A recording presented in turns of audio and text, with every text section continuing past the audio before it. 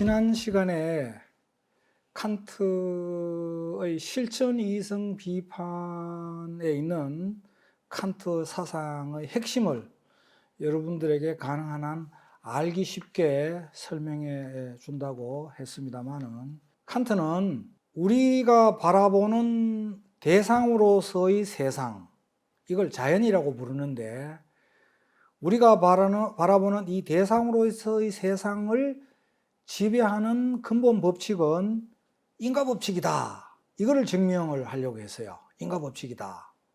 선생님, 그건 뻔한 얘기 아닙니까? 라고 여러분들이 이제 얘기를 할지 모르겠는데, 그렇지 않아요. 데이비드 휴움이라는 사람이 칸트보다 조금 앞서서 활동한 영국의 근세 철학자인데, 이 사람은 흔히들 경험론자라고 이렇게 분류를 해요. 경험론자라고 분류를 하는데, 데이비드 휴움은 인과법칙의 법칙적 필연성을 부정을 했어요. 데이비드 휴움은 선생님, 그게 무슨 말입니까? 우리는 아까 전에 이제 선생님이 아궁이 불 때면 그것이 원인이 되어서 필연적으로 연기가 굴뚝에서 난다. 이렇게 생각하잖아요. 아궁이에 불을 뗀 것이 원인이고 그 결과는 굴뚝에서의 연기인 것입니다. 혹은 금속에 열을 가하면 금속이 팽창한다. 이것도 가열이 원인이고 팽창은 결과라고 생각을 해요. 이 두 사이에는 필연적인 연결이 있다고 생각을 하는 것입니다. 그런데 휴움은 어떻게 생각했느냐? 그 필연적인 연결고리가 하나도 없어, 거기에는.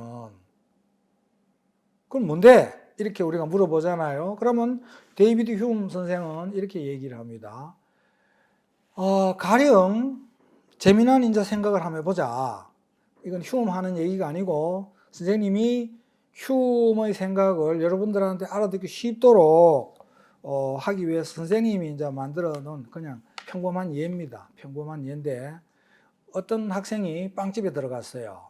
빵집에 들어가가지고 호빵 시켰다 말이야. 그런데 그 다음에 이 학생이 들어와서 찐빵을 시키더라. 빵집에 호빵, 찐빵이 없지만 어찌됐건 선생님이 알고 있는 이런 빵이 이름이 그런 거니까 그렇게 알아듣기를 바랍니다.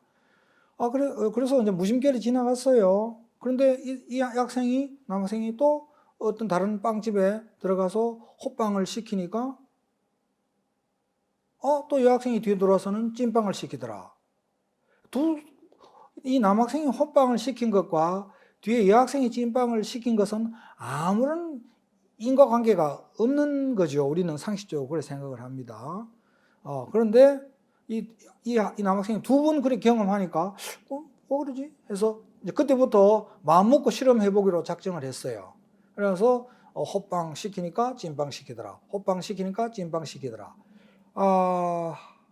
결국은 1000번이면 1000번 예외 없이 그런 경험을 했다는 거예요. 그러니까 이 학생은 드디어 내가 호빵을 시킨 것이 원인이 되어서 그 다음에 여학생이 들어가지고 찐빵을 시키는 결과를 만들어내었다 라고 생각을 했습니다. 그거하고 아궁이에 불 뗐다 연기 났다 이거하고 다를 게 뭐가 있느냐 이렇게 공격해 들어왔었어요. 데이비드 휴움 생각에는 이렇습니다. 아궁이에 불을 뗐다 하고 그 다음에 굴뚝에 연기가 났다. 이것은 두 개의 독립적인 사건입니다.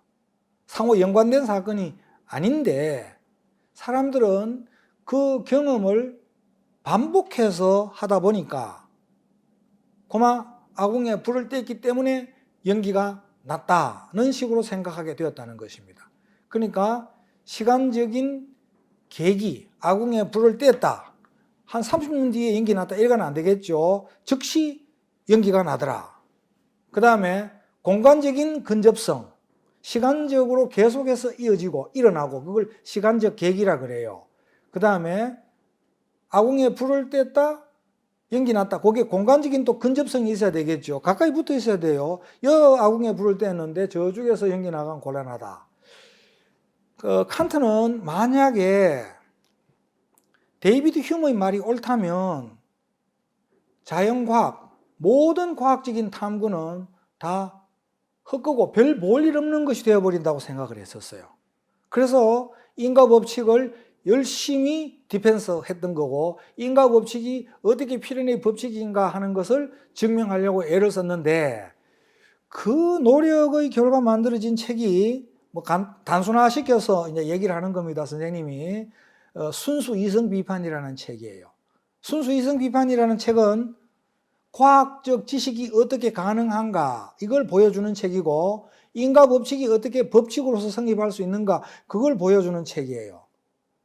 인과 법칙을 확립했어요. 그런데 지난 시간에 선생님이 얘기했듯이 인과 법칙을 확립하고 난 뒤에 칸트의 고민이 뭐라고? 그러면 인간의 이 존엄성은, 이게 또 인간도 사물처럼 인과 법칙의 지배를 받아야 되면은 도덕적 책임을 묻고 책임을 지는 일이 불가능하게 된다는 거예요. 그래서 칸트는 이 도덕적으로 책임을 묻고 책임지는 일이 가능한 것은 왜 가능한가? 인간은 또 그렇게 살고 있잖아요. 만약에 의지 자유가 없다면, 칸트는 그 의지 자유의 문제라 그랬습니다. 아까 전에 선생님은 지난 시간에 자유의 문제, 자유를 계속 얘기를 했는데, 인격의 본질은 자유다 했는데, 그게 이제 칸트 선생의 얘기에 하면 의지 자유, free will, 의지 자유의 문제인 것입니다. 아직까지도 이 문제는 전문 철학자들 사이에서 끊임없이 논쟁되고 있습니다. 끊임없이 논쟁되고 있는데, 선생님은 의지 자유론에 손을 드는 사람입니다. 그런데 실천 이성 비판에서 칸트가 확립하고자 했던 것은 뭐라고?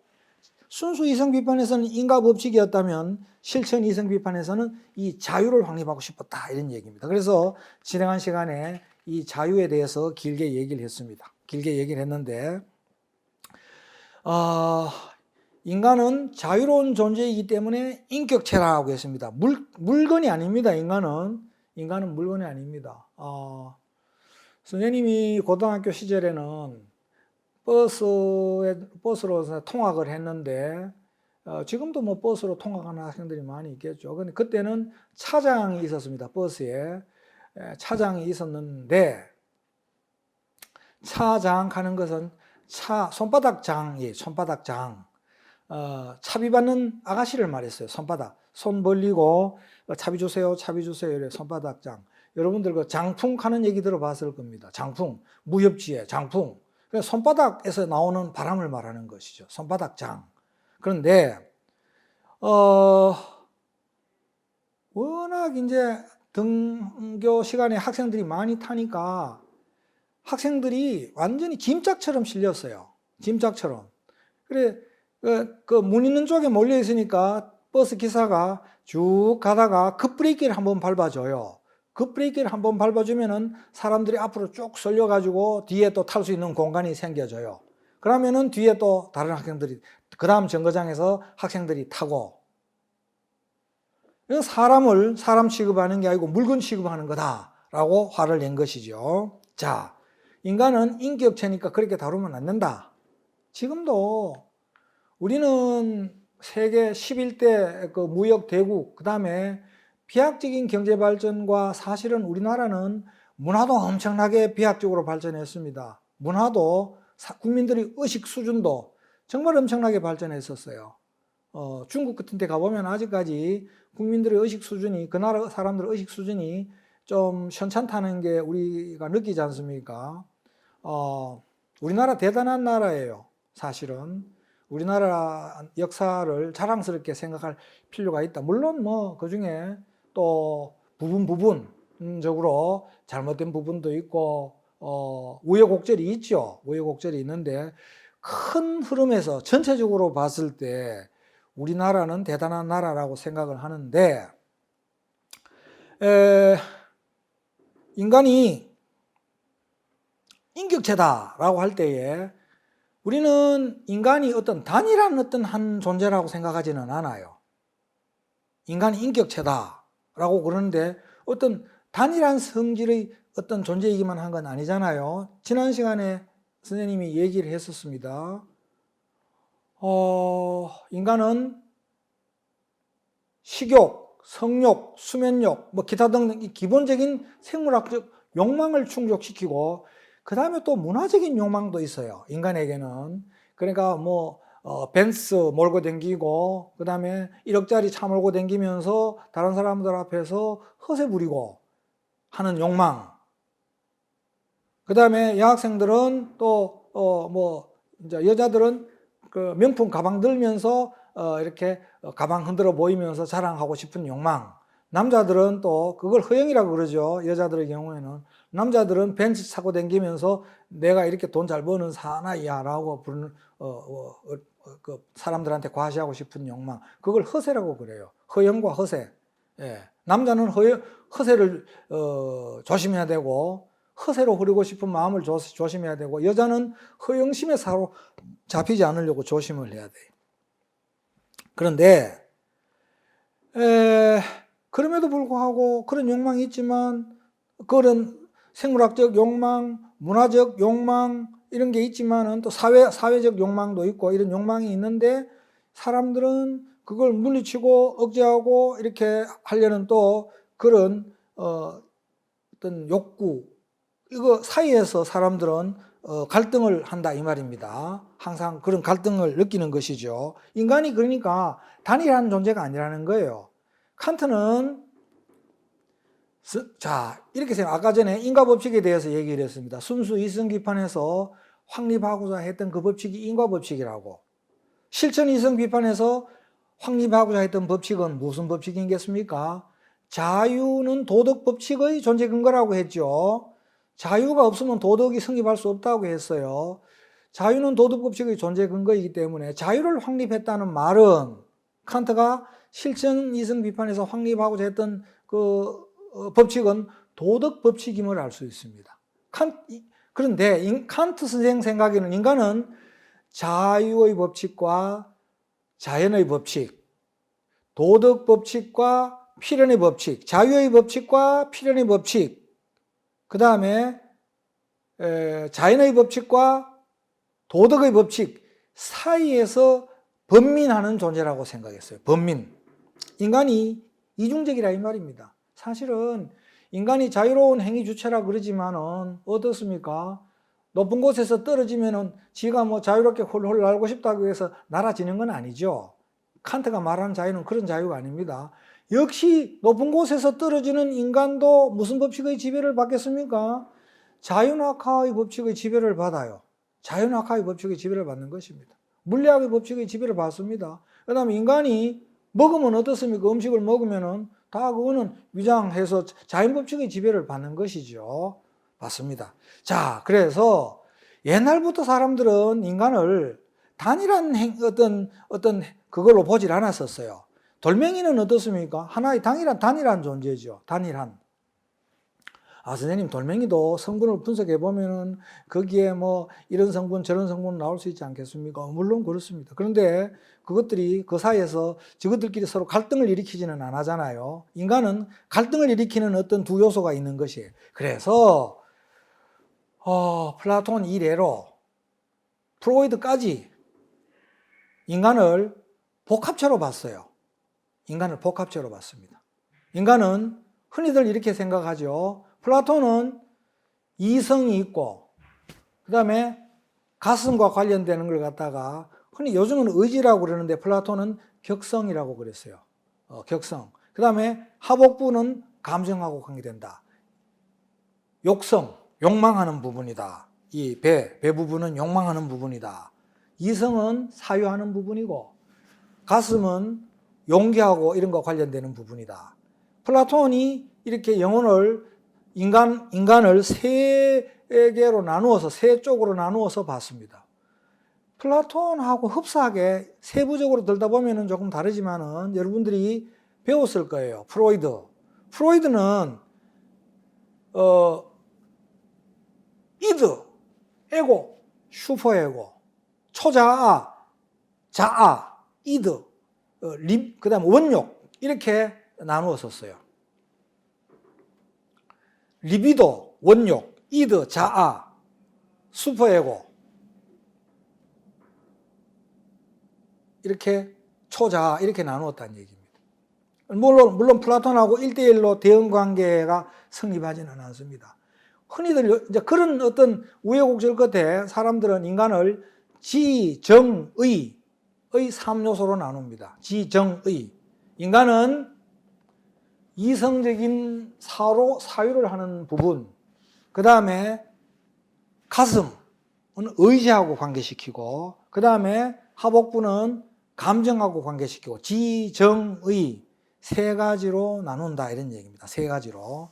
흔히들 사람들은 이성과 감정과 의지 중에서 어느 것이 인간을 주도적으로 이끌어 가는가, 이걸 갖다가 주정주의, 주지주의, 주의주의 논쟁이라 그러는데, 이성, 감성, 의지 중에서 이성이 주인입니다 라는 사람, 아니야 의지가 주인입니다 라는 사람, 그 다음에 감정이 주인이다 라는 사람이 있는데, 그 얘기는 생략하도록 하겠습니다. 어찌됐건 인간은 지정의의 복합체다.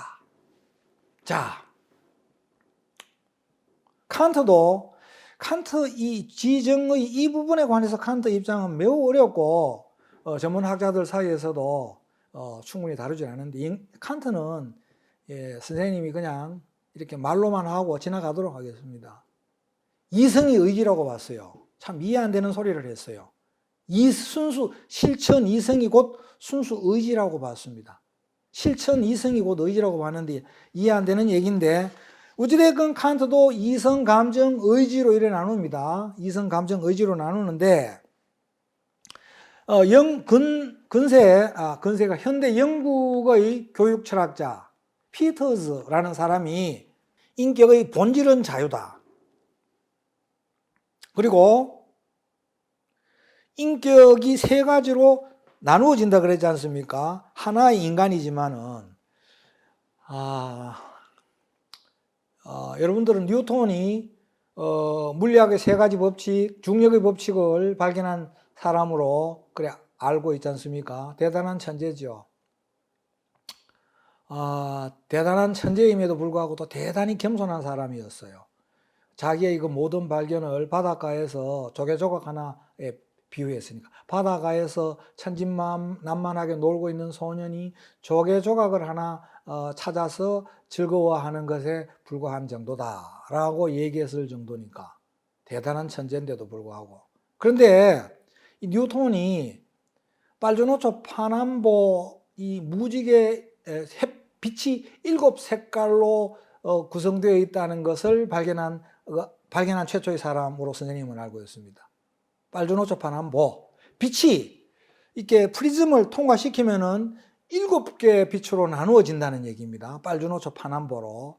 인간이라는 인격도 말하자면은 그런 어떤 프리즘, 인격을 세부 구성 성분을 알아낼 수 있는 프리즘에 집어넣으면은 지정의라는 세 가지 성분으로 나누어진다는 것을 사람들은 알게 됐다. 그 얘기죠. 그런데 피터스는 인격의 본질이 자유니까,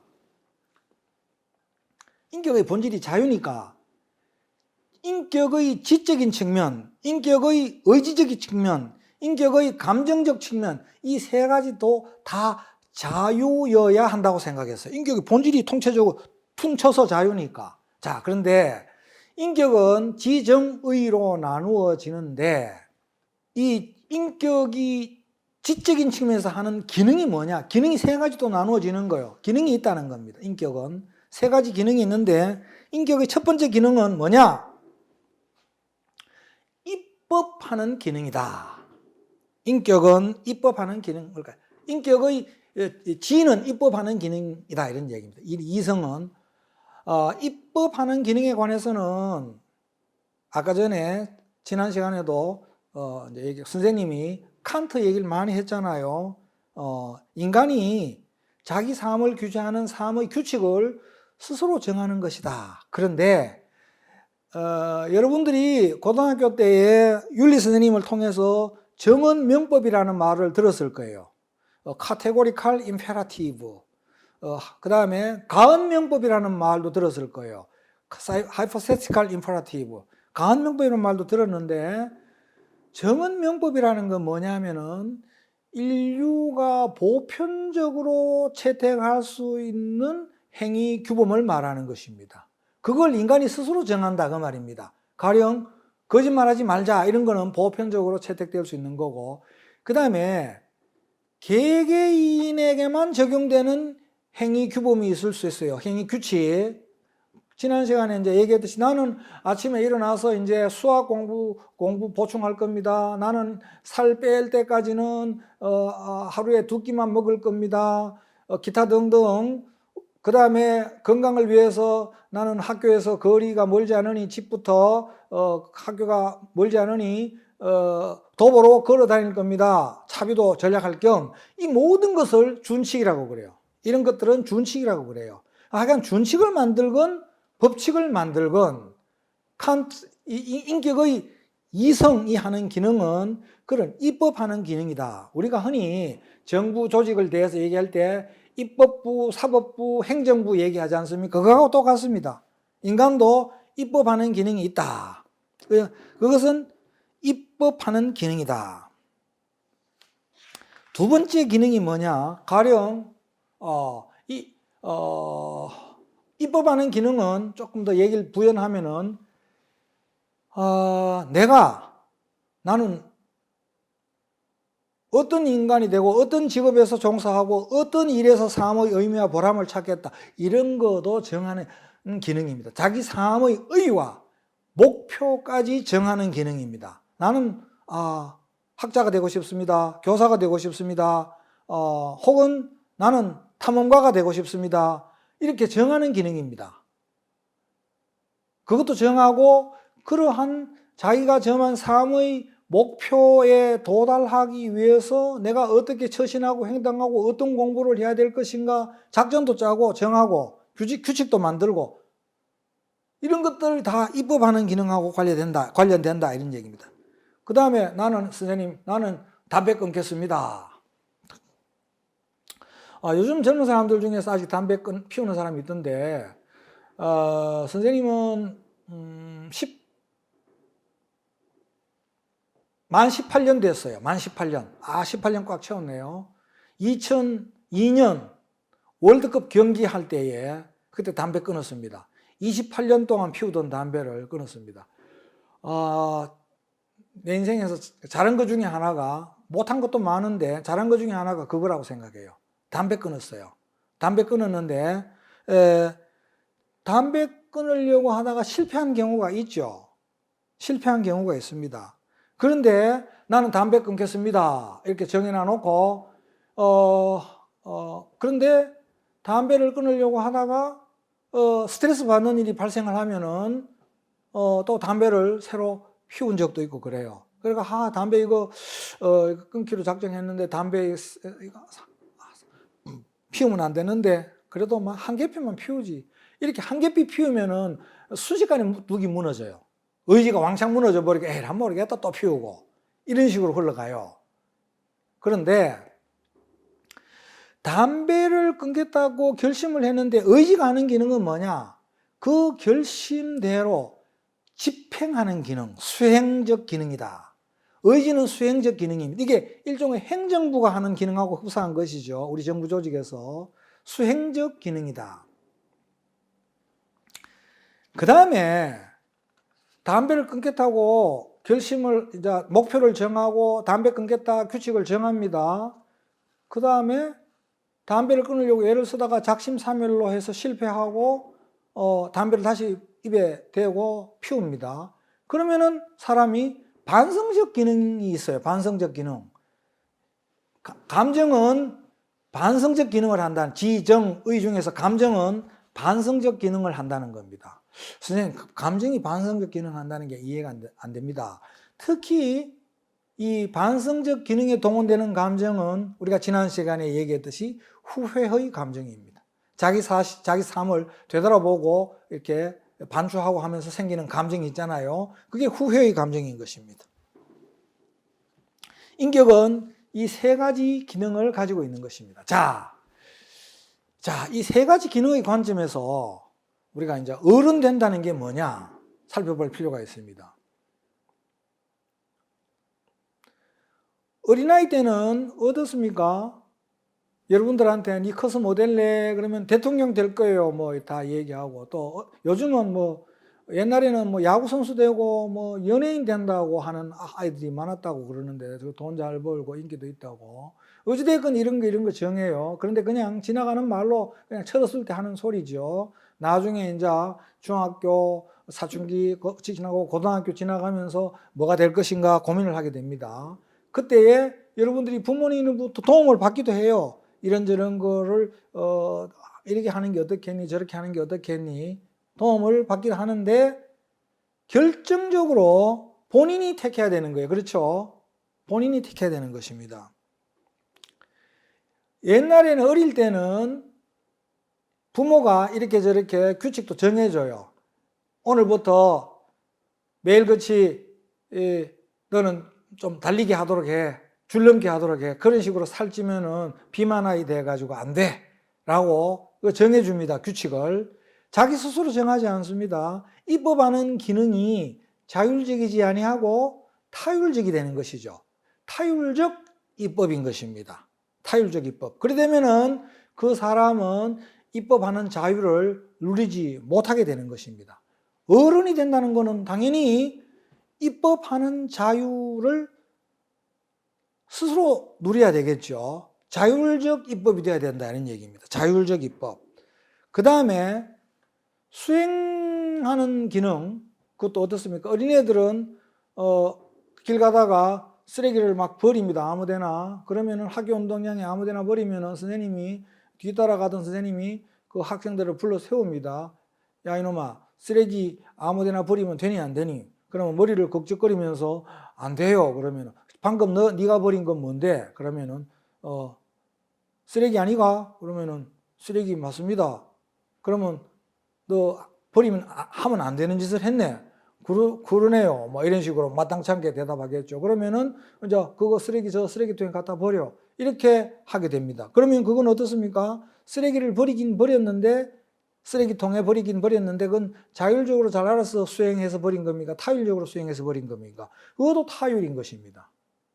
그런데 어른이 되면은 스스로 수행해야 된다는 것입니다. 가령 내일 아침부터 일어나서 수학 공부하겠다. 자명종을 이렇게 맞춰놓고 했는데 자명종 소리가 따라롱 울린다. 따라롱 울려도 에라 모르겠다. 아마 뭐 오늘이냐 내일도 있는데 아마 내일부터 하지. 이렇게 얘기를 한다 말입니다. 그러면 그거는 수행이 제대로 안 되는 것이죠. 그래가지고 이제 엄마가 아침 밥을 새벽까지 하기 위해서 지 딸이 그런 식으로 수학 공부하겠다 해놔놓고 안 하니까 너 어제 오늘부터 수학 공부하겠다고 그래놔놓고 왜 안 하니? 엄마 아유 내일부터 할게요. 그러면 일나거라 이렇게 깨워가지고 그래서 눈을 비비면서 수학 공부를 좀 했다면 그 수행은 자율이냐 타율이냐? 그건 타율적 수행인 것이죠. 어른은 그렇게 하면 안 된다는 거예요. 자율적 수행을 해야 된다. 자율적으로 규칙을 정하고 목표도 정하고 자율적으로 수행하고 그 다음에 반성도 그래요. 반성. 숙제를 냈는데 초등학생들이 숙제를 안 해왔어요. 그래가지고 선생님이 너 숙제 왜 안 했어? 뭐라고 어제 뭐 어떻고 저떻고 어머니 아버지가 집에서 싸워가지고요. 그래가지고 시끄러워가지고 어떻고 저떻고 뭐 이런저런 핑계를 댄다는 거예요. 그러면은 이제 어린아이 걔한테 너 앞으로 숙제 빠짐없이 잘 해오겠다는 반성문을 써서 내일까지 도장 받아 오너라. 네 엄마 아버지 싸우지 않았는 거 아버지 선생님 잘 알고 있어. 오늘 아침에만 너 어머니하고 통화했어. 이런 식으로 이제 꾸중하고 뭐라 해서 이제 반성문을 써오게 만드는 거예요. 이거는 타율적 반성인 것이죠. 어른이 된다는 건 뭐냐? 어린아이들이 타율적으로 입법하고 타율적으로 수행하고 타율적으로 반성한 모든 것을 자율적으로 수행하고 자율적으로 반성하고 자율적으로 집행한다 하는 것입니다. 자, 그러니까 어른이 된다는 것, 독립적인 인격체가 된다는 것, 이게 자유로운 인격체가 독립적인 인격체잖아요. 독립적인 인격체가 된다는 것, 이것은 우리가 가령 요즘은 현행 법상 만 19세가 되면 투표에 참여할 투표권이 있는 걸로 알고 있어요. 투표권이 있는 걸로 알고 있는데 어떤 당에서는 18세로 낮추자. 고3 학생들도 투표권을 가지도록 하자라고 한다고 그래요. 너무 당리당략적 발상이 아닌가 이런 생각이 들어요. 어찌됐건 고3 학생들이 물론 뭐 고3 학생들이 4.19 때는 정치판에 데모도 하고 했었습니다. 그럼 중학생들도 하곤 했었죠. 예외적인 경우가 아니겠나 그런 경우는. 어찌됐건 18세가 돼서 19세가 되면 어른이 된다 이런 얘기인데 선거권을 가진다. 그런데 지금 선생님이 이어서 얘기하는 이 어른이 된다는 것은 어른이 되는 법적인 의미에 대해서 얘기하는 게 아니고 심리학적 의미에 대해서 얘기하는 게 아니고 어른이 나는 이제 드디어 어른이다. 지가 심리학적으로 느낀다고 어른이 되는 건 아니잖아요. 이번에 뭐 트롯 열풍이 불어가지고 하는데 무슨 장자문인가? 그 어린이 그 트롯 가수. 이거 걔는 보니까 어른스럽게 노래 부르더만. 정말. 그래서 나는 어른이다. 내가 자문이다. 이렇게 하는데, 뭐, 지가 어른이라고 느낀다고 어른이 되는 건 아니잖아요. 어른의 기준에 대한 철학적인 기준을 얘기를 하는 겁니다. 이래 된다면, 만약에 이 기준을 받아들인다면은, 우리가 나이가 50이 돼도 어른 아닌 사람이 있을 수 있어요. 나이가 13살이 되어도 어른일 수도 있습니다. 꼭 18살, 19살 된다고 어른이 되는 것은 아니다라는 얘기입니다. 어른이 된다는 것은 자신의 삶을 규제하는 합리적인 삶의 규칙들을, 여기서 합리적이라는 말이 이제 중요한 건데, 아무렇게나 정하면 안 되잖아요. 삶의 규칙을 정할 때. 나는 이제부터 매일 하루에 대마초 하나씩 피우겠어. 이런 거 정하면 안 되는 거거든요. 합리적인 삶의 규칙들을 자율적으로 정하고, 그 다음에 자율적으로 정해진 삶의 규칙들을 자발적으로 수행하고, 그 다음에 자율적 입법이 잘못되었거나 자발적 수행이 실패했을 때 능동적으로 자율적으로 반성하여 삶의 방향과 수행 자세를 자율적으로 교정해가는 셀프 코렉팅하는 능력을 기르는 거, 이게 어른이다 이런 얘기입니다. 이게 안 되면은 어른이 될 수가 없다. 그래서 이 세 가지 기능을 자율적으로 잘 수행할 때 그 사람은 인격은 총체적으로 자유라고 그랬습니다. 그런데 그 인격의 자유를 분리해서 보는 스펙트럼에 집어넣으면은 세 가지 자유가 이제 만들어집니다. 태양빛이 프리즘을 집어 통과하면 빨주노초 파남보가 나오듯이 인격을 그런 어떤 프리즘이 있다면 거기에 통과시키면은 입법하는 자유, 인격의 자유는 집행하는 자유, 수행하는 자유지요. 그 다음에 반성하는 자유가 나온다. 어린애들은 그걸 다 타율적으로 하지만 어른은 그걸 자발적으로 하는 것이다. 이런 얘기입니다. 이게 인격의 이제 입법적 자유, 수행적 자유, 그 다음에 인격의 반성적 자유, 이 자유를 갖추었을 때 우리는 그 사람은 온전한 독립적 인격체고 당신 어른이다 라고 얘기하게 된다 이런 얘기입니다. 어른이다. 자, 그런데 선생님이 이제 여러분들 대학생들 보면은 우리 과에도 그래요. 그래 어디에서 생활하니 물으면 기숙사 생활한다는 학생이 있어요. 그러면 고향이 먼 데가 있는가 보구나. 그러면 아닙니다. 대구 있습니다. 자취한다는 학생도 그래요. 자취하면서도 대구에 있으면서도 자취해요. 그런 학생들이 있더라고. 그래서 아마 부모의 간섭으로부터 벗어나고 싶은 욕구가 강한가 봐요. 그런데 어른이 된다는 것은 부모의 간섭으로부터 벗어나고 싶은 욕구가 자연히 발생하고 하는 건 맞아요. 그런데 어떻습니까? 어른이 된다는 것은 아무런 구속과 속박, 간섭이 없는 세상으로 진입해 들어가는 겁니까? 그러지 않습니다. 그렇지 않습니다. 타자의 간섭, 타자의 강요된 반성, 타자에 의해서 강요된 집행, 즉 타율적인 삶에서 자율적인 삶으로 넘어가는 것인데, 그게 뭐냐면은 어른이 된다는, 결국은 자기 삶을 자기 스스로 규제한다는 거예요, 이제는. 자기 삶을, 그러니까 구속이 없는 게 아니고 자기 스스로 구속하는 거예요. 그렇지? 어른이 된다는 것은 자기 스스로로 구속하는 능력을 기르는 것이다.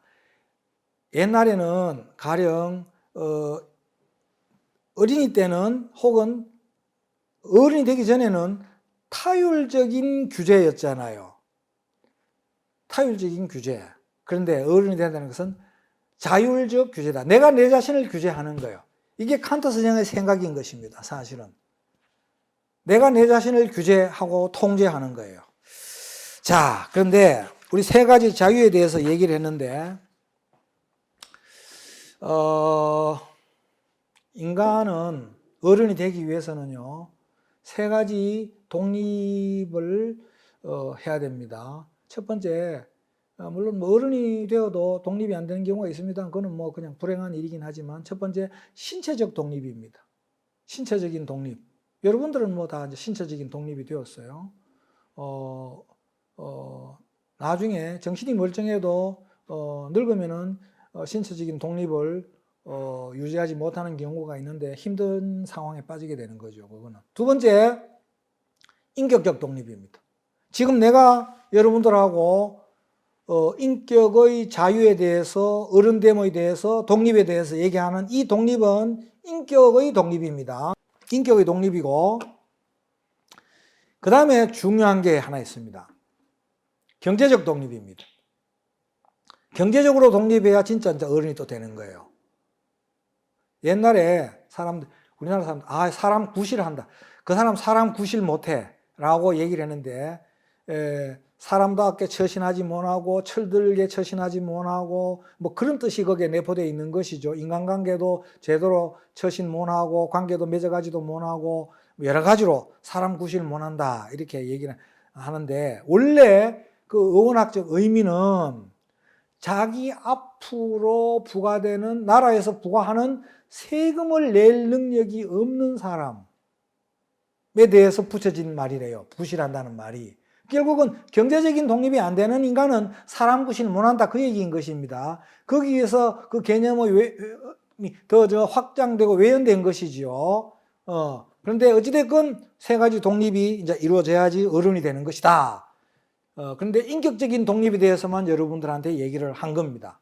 인격적인 독립을, 인격이라는 건 입법적 기능, 집행적 기능, 그 다음에 심파적인 기능이 있다 그랬어요. 그래서 이 중에 집행하는 자유, 입법하는 자유, 그 다음에 수행하는 자유, 심판하는 자유, 이 세 가지가 있다고 그랬습니다. 이 세 가지 자유를 누려야지 어른이 된다고 했습니다. 그게 어른의 철학적 의미라고 그랬어요. 그런데 이 중에서 제일 먼저 와야 되는 것이 뭐겠습니까? 당연히 입법하는 자유가 먼저 와야 되겠죠. 가령 나는 의사가 되고 싶습니다. 뭐 정치가가 되고 싶습니다. 나는 교사가 되고 싶습니다. 사진사가 되고 싶습니다. 뭐 이런 건 다 입법하는 것에 해당되는 거잖아요. 그런데 이 입법이 제대로 이루어지기 위해서는 공부를 해야 돼요. 그 다음에 자기 자신에 대해서도 알아야 되고, 요즘 뭐 나무나가 나와서 테스 형하면서 소크라테스를 대한민국 사회에서 엄청나게 인기 있는 사람으로 만들어놨는데, 나도 처음에는 그 노래 듣고 테스가 뭐야 이렇게 했는데 알고 보니까 소크라테스가 그러대. 소크라테스가 너 자신을 알라 이런 말을 했잖아요. 너 자신을 알라. 프랜시스 베이컨은 아는 것이 힘이다 그랬습니다. 그래서 어떤 사람이, 재치 있는 사람이 이런 말도 만들었어요. 너 자신을 아는 것이 힘이다. 이거 진짜 맞는 말이에요. 너 자신을 아는 것이 힘이다. 그건 누가 말했느냐 이런 물으면은 여러분들 모르죠. 철학책에 나오는 사람이 아니니까. 소크라 베이컨이 그런 말을 했대요. 그건 농담입니다. 그냥 재밌자고 하는 소리인데, 어찌됐건 자기 자신을 아는 것이 대단히 중요하고 힘입니다. 가령 내가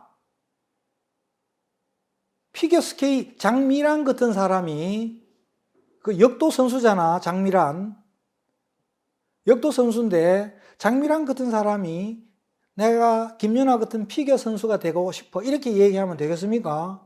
이게 안 맞는 얘기잖아. 그 다음에 김연아가 거꾸로 나는 장미란 같은 피겨 선수가 되고 싶어. 이건 안 맞는 것 같아요.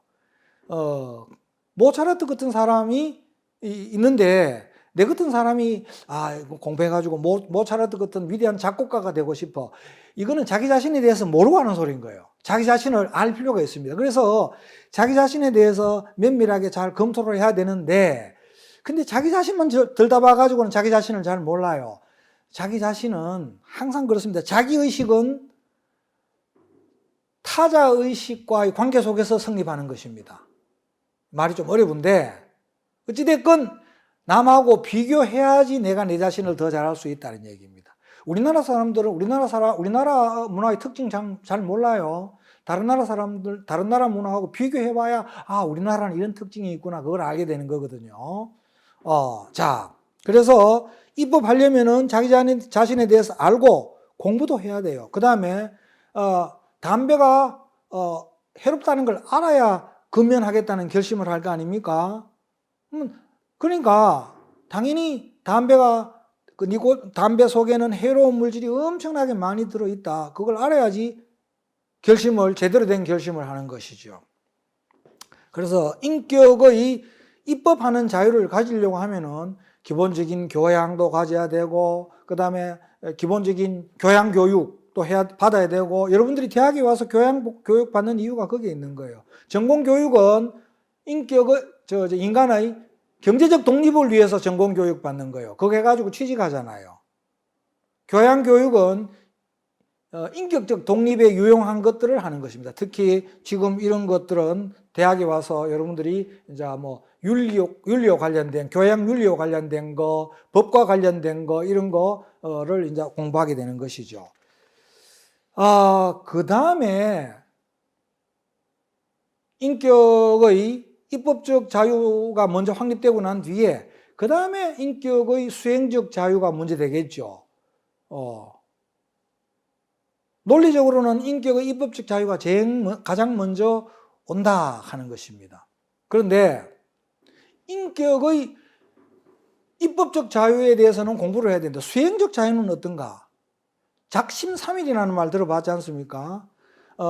이런 말이 있습니다. 오늘 묶어둔 매듭은 내일이면 느슨해지고 모레 되면 풀린다. 이게 자동차 정비 공장에서 나올 법한 말이죠. 오늘 쪼아둔 나사는 내일이면 느슨해지고 모레 되면 풀린다. 쪼이고 또 쪼이자. 이런 말.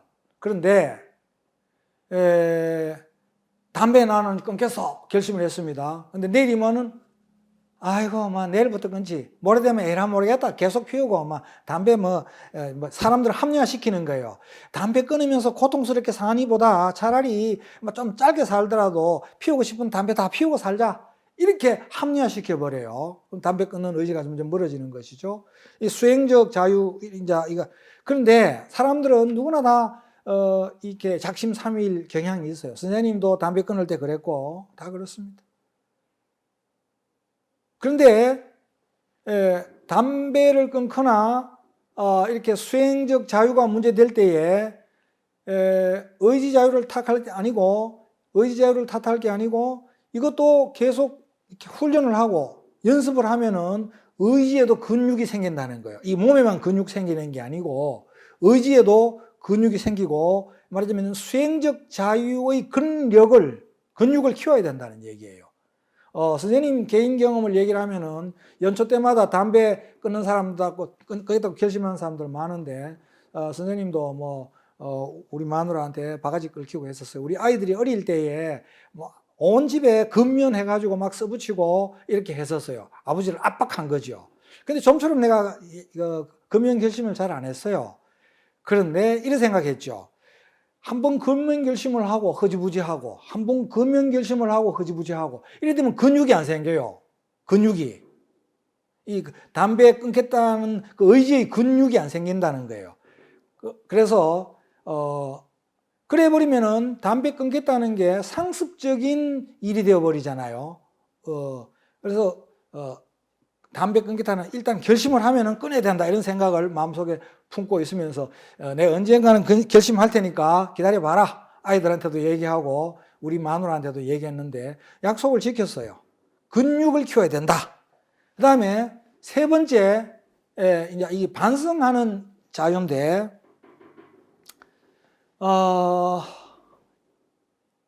여러분들은 미성년에서 성년이 되면 어른이 되는 것이죠. 미성년 1월성입니다. 성년할 때 미성년은 성년 이루지 못했다. 성년은 이루었다. 글자대로 풀이하면 그래야 되는 건데 그러면은 가령 법률적으로 어른의 나이가 아마 19세라고 칩시다. 그러면은 18세 364일까지는 아이였다가 18세 395일 다시 말하면 19세가 딱 되는 그날 갑자기 어른이 탁 됩니까? 그렇게 급진적으로 아이에서 어른으로 마치 잠자리가 허물벗듯이 그렇게 탁 벗고 어른이 됩니까? 그런 급진적인 변화는 일어나지 않습니다. 그런 급진적인 변화가 일어나지 않고 아이 때는 불완전했다가 드디어 어른 되면 탁 완전해지고 그렇지 않죠. 우리들이 다 알고 있습니다. 어른들도 역시 불완전해요. 어른들도 불완전하고 실수하고 실패하고 그래서 자기 반성 능력이 필요하다는 거 아니겠습니까? 자기 반성 능력이 필요하다는 거예요. 그런데 어른들은 잘못했는데 그 대신 누가 다른 사람이 당신 이거 잘못한 거야 라고 지적하면은 당장 기분이 나빠가 이겁니다. 니 거나 잘 풀어라. Mind your business. 니 일이나 신경 쓰세요. 니는 완벽하니 이렇게 나가요. 나 어른이나 지적받는 거는 싫어해요. 비판받는 것도 싫고 근데 아이 때는 어쩔 수 없이 비판받고 지적받는 거예요. 어른은 그래 안 받지. 자, 그래서 논리적으로 볼 때는 입법하는 자유가 가장 먼저 나와야 되지만 어른이 된다는 관점에서 현실적으로 가장 먼저 나와야 되고 중요한 거는 반성하는 자유예요.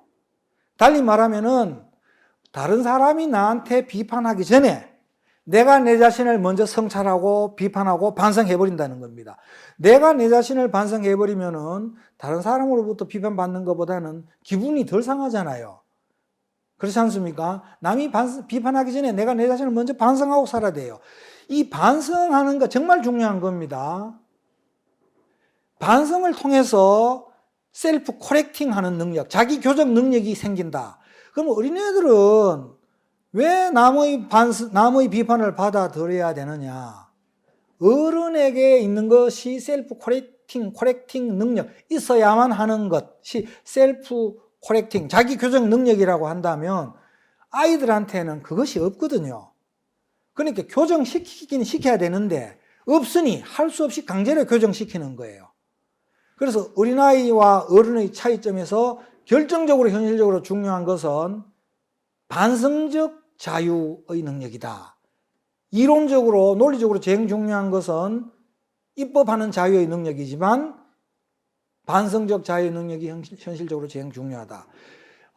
공자 위대한 상식인 공자, 나는 여러분들이 공자님의 논어를 꼭 한번 읽어보길 바라는데 위대한 상식인 공자 선생이 자자가 선생 자자니까 공자께서 얘기하시기를 논어에서 이런 얘기를 했습니다. 나는 하루에 남이 시켜서가 아니고 내 스스로 3번 반성한다. 이게 진짜 어른됨의 상징적인 말이죠. 남과 어떤 일을 도모함에 있어서 불충하지 않았는가. 이때 충성의 충자가 아니고 충실한 마음, 진짜 삿대에게 대하고 이래 하지 않았는가. 이걸 반성한다. 두 번째, 법과 사귐에 있어서 신의를 저버리는 방식으로 사귀지 않았는지 반성한다. 그 다음에 공자는 또 위대한 교육자로서 이런 말을 했습니다. 내가 남에게 가르치고 전달함에 있어서 충분히 공부하지 아니하고 잘못된 걸 가르치지 않았는지 반성한다. 이 반성이 그만큼 중요하다는 거예요. 어른이 되는데. 자, 어른됨의 3가지 의미까지 쭉 살펴봤습니다. 반성에 대해서 강조하는 것은 동서고금은 뭐 위대한 위인들이 다 하는 말씀이죠. 어른이 되기 위해서는 자기 반성이 제일 앞서야 됩니다. 물론 또 열심히 공부해서 자기 입법도 완벽한 입법이 안 되잖아요. 그래서 입법도 또 수시로 고칠 줄도 알고 자기가 입법하는 것도 스스로 고칠 줄 알아야 되고 예수님도 성경에서 형제의 눈 속에 있는 티끌은 보면서 지 눈 안에 들어있는 대들보는 못 본다. 이만큼 이 자기 반성이 힘들다는 얘기를 예수님이 한 거죠. 자기 반성. 그런데 그렇게 자기 반성하지 않으면 남이 공격에 들어오고 비판하고 하면 기분이 나빠지잖아요. 지적받으면 기분 나쁘니까. 그래서 남한테 지적받기 전에 자기 스스로 반성하고 셀프 코렉팅하는 자기 교정하는 삶의 자세를 가져가길 바랍니다. 이것으로 선생님 강의를 마치도록 하겠습니다. 예, 수고했습니다.